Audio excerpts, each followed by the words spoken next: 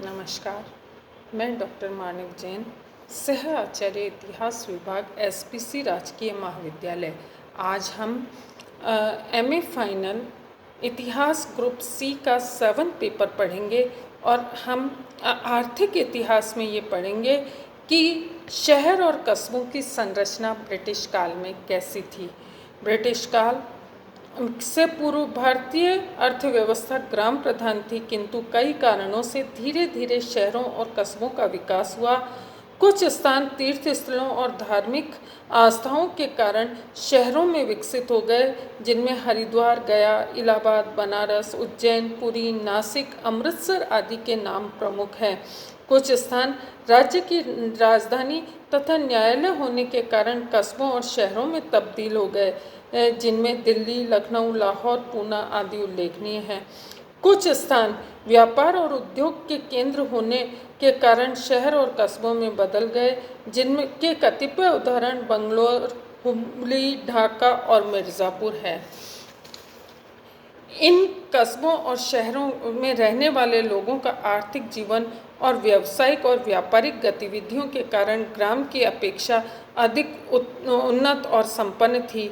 आवागमन और संचार के साधन अपेक्षाकृत बेहतर होने के कारण वस्तुओं और सेवाओं का व्यापार भी बढ़ता गया। ब्रिटिश काल में के पूर्व उद्योग और हस्तकलाओं की क्या स्थिति थी, ये भी महत्वपूर्ण प्रश्न है। यद्यपि ब्रिटिश शासनकाल से पूर्व भारतीय अर्थव्यवस्था कृषि प्रधान थी, इसके बावजूद भारतीय दस्तकारों एवं निर्मित कई कलात्मक वस्तुएं विश्व विख्यात थी। इनमें संपूर्ण भारत में फैला वस्त्र उद्योग प्रमुख था। ढाका की मलमल, बंगाल के छपे वस्त्र, बनारस की साड़ियाँ, लखनऊ की छीट, अहमदाबाद की धोती और दुपट्टा, नागपुर और मुर्शिदाबाद के रेशमी बॉर्डर के कपड़े संपूर्ण विश्व बाजार में अपनी धाक जमाए हुए थे। भारत के सूती वस्त्रों के अतिरिक्त कश्मीर, अमृतसर और लुधियाना की कलात्मक शॉलें भी विश्व विख्यात थी। दिल्ली के कुतुब मीनार के पास अशोक का लौह स्तंभ भारत के धातु शोधन उद्योग का एक अनुपम उदाहरण है। भारत में इसके अलावा भी कई हस्त निर्मित कलात्मक वस्तुएं, संगमरमर की वस्तुएं, पत्थरों पर खुदाई का सामान, विभिन्न प्रकार के आभूषण, तांबा, पीतल, कांसे के बर्तन, धातुओं पर नक्काशी और लकड़ी की खुदाई का काम भी बहुत ही महत्वपूर्ण था।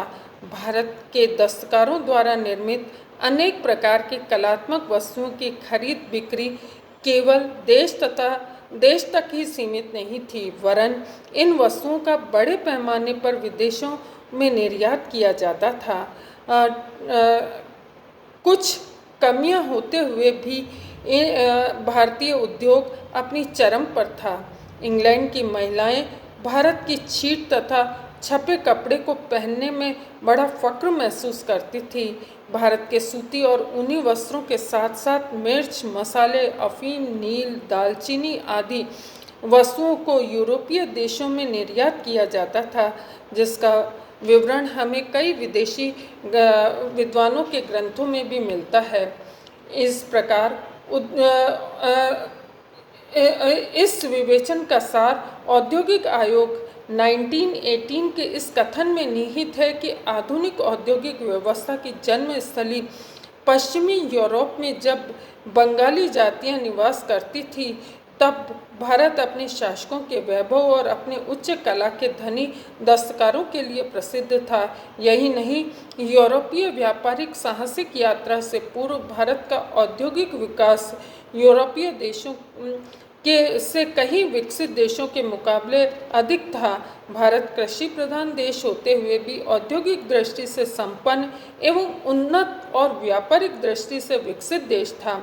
इसका गौरवपूर्ण इतिहास और अतीत अनुकरणीय है। इति धन्यवाद।